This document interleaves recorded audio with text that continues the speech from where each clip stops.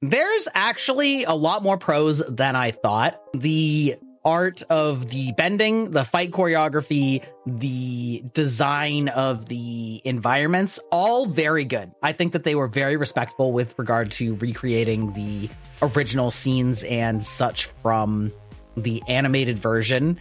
And in many ways, really elevated them just because of having super high fidelity. The air temple looks fantastic. Sokka and Katara's village looks honestly a lot better, just in that they gave it a little bit of size. It's not massive, but it honestly was, like 5 igloos in the animated version. So they gave it a little bit more scope to make it feel a little bit more like a real place.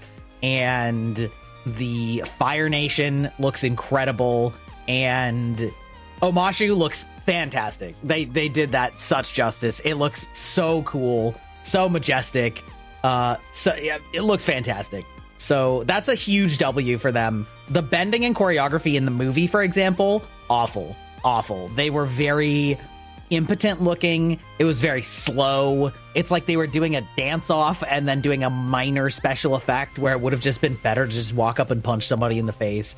It was awful. Whereas this, they're doing a really good mix of actual fighting, as in like throwing punches, kicks, etc., with various martial arts styles, which is what bending is modeled after in the first place, is various martial arts styles from various Asian cultures. So that tracks perfectly. And the bending actually looks fairly significant. I did see some other reviewers mention that the water bending felt less up to par, and I would agree with that as well. Not that the graphics of it don't look bad, but rather that when the water bending attacks are hitting people, they feel like they lack any oomph. So it looks like somebody's kind of just getting hit with a bucket of water, but they're reacting as though they're being hit with a large force of water. So it kind of just feels like a mismatch, which is a little unfortunate, but I assume that that'll get better as time goes. So all of those things are fantastic. The pacing, I would say, is a little bit hit and miss. There are, as I've spoken before, about several things that need to be changed when you change medium for adaptations, including pacing, plot points, etc., that just don't fit in the transition between them. And not only is this a transition between animated and live action, but it's also a transition between 20-minute animated episodes and hour-long live-action episodes. And so there are fewer episodes and they're much longer, which is going to necessitate some plot cutting, plot trimming, plot changes, and all of that, with some upside that you do get some more time in certain areas to develop those interactions and such. So I'll cut it some slack in that area, but that does lead into one of my major criticisms, which is that the writing is very on the nose and very guilty of tell, don't show, and very, we're going to talk to the character so that this character can explain to the audience what the audience needs to know. And that is unfortunate, and I don't think it was necessary, but I do understand some of the difficulty because you're probably not assuming that people have seen it, but it definitely made it come off as stilted whenever it was important dialogue for the, like, meta narrative of the entire thing, which is, yeah, it's unfortunate, but I would say that the acting is both a plus and a minus, depending on who you're talking about. I think that Aang's actor did okay, but he's obviously a child actor, and so a lot of the delivery is a little bit wooden, but some of the delivery is pretty good, especially for what he might be trying to convey in, given scenes. Katara, I feel like, has a lot less lines thus far in the first 4 episodes, so it's kind of hard to judge. She seems fine, but I will say I was actually surprised at how much I liked Sokka's actor and also Zuko's actor. I think that both of them are doing extremely well, and I actually think that they are probably putting out the best acting performances. I think with regard to what we discussed a few times ago about removing the Sokka sexism arc, I still stand by what I said, which is that I think it's a shame to remove something that is about character growth and was never something that was glorified in the cartoon. It was actually the exact opposite. Every time he said something that was sexist, he was basically like clapped back at or proven wrong or, you know, various things until he essentially learned to get his head out of his own ass. So I do think it's unfortunate that they are removing that aspect. With that said, I do think that they are striking a good balance with him of feeling the weight of responsibility of being in charge of the tribe as too young of a person for that, and also being kind of the most rational person in the group. And so I actually think that his actor is delivering it quite well. So it's like kind of a miss in the general overarching story about removing some of that, but I do think that they've written his character quite well, just in general. So that's good. As for Zuko, I actually like a couple of the things that they did. I think that in some ways they either toned down his temper tantrums a little bit, or they grounded them better in cultural expectations and norms of the Fire Nation in such a way that it's still obviously a temper tantrum, but there's one scene in particular where basically he's upset at General or Commander Zhao, about something who has left, and I believe Iroh said something about him, and this other soldier that's in the room that works on Zuko's crew basically kind of also pipes in and is like, oh, well, Commander Zhao has failed the examinations 3 times. Like, he's probably desperate to show that he actually has any value, right? Which is basically backing up Zuko and putting down Zhao.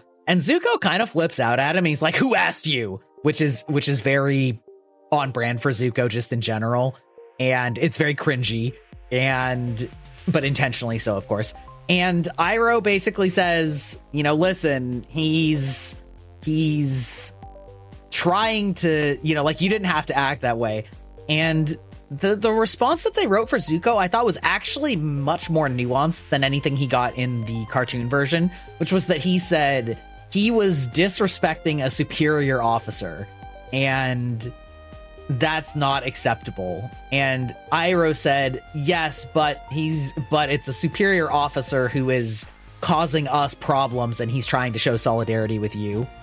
And Zuko's response to that wasn't to just continue pouting, but it was actually more of an introspective aspect that he said, order is important, and without it, what are we? It's not supposed to matter if we like them or not. There is supposed to be an order and a hierarchy, and he was disrespecting it. And that's a response that, again, I generally side with Iroh's, handling of the matter of you shouldn't really be down on him, but that really helps illustrate the life and indoctrination that Zuko has had growing up in the Fire Nation. And it actually makes his character and his temper tantrums and things feel a lot more reasonable, because he's coming into conflict with these things that he's been taught his whole life, but then now as an exile is sort of seeing it from the ground level, and it isn't how he was taught.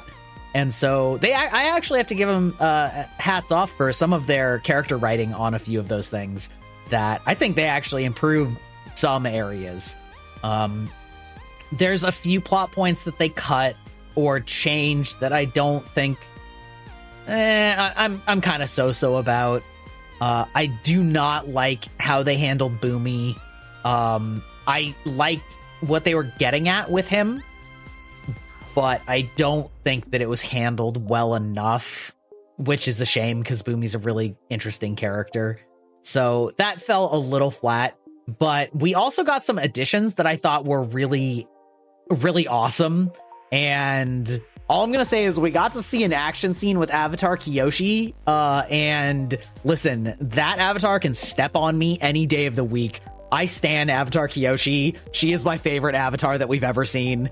God, I would consume all of the content about Avatar Kyoshi. So even though that scene was not in the original, I think that it actually was fairly illustrative of the types of changes you can make that fit into the canon and can add some things, because Kyoshi is always something of an antagonistic ally of Aang's, because being both an earthbender and just being a much more from a very hardcore time, she is very much of the opinion like, yeah, you should just kill him. Like, this dude is murdering and pillaging the countryside. You should just stop him. Like, you just got to do it.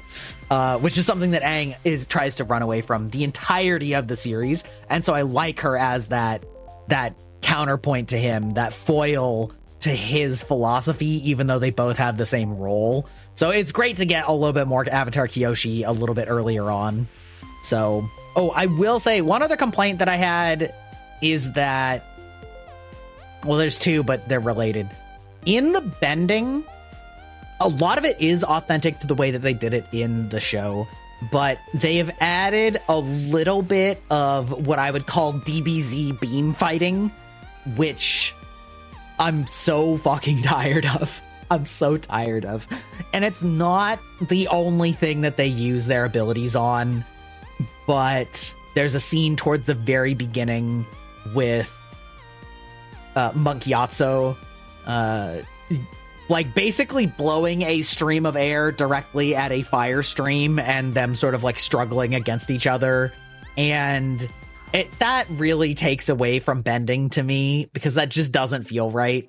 And similarly, Katara kind of has like an ice, how would I call it?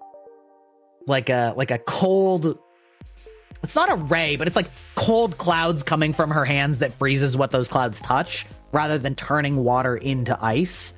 And I really wish that they didn't do that for various reasons. It doesn't totally ruin the show, and they don't use it a ton, but it's a little disappointing that they reverted to such a overused sort of anime aesthetic, especially when the original did not have that whatsoever.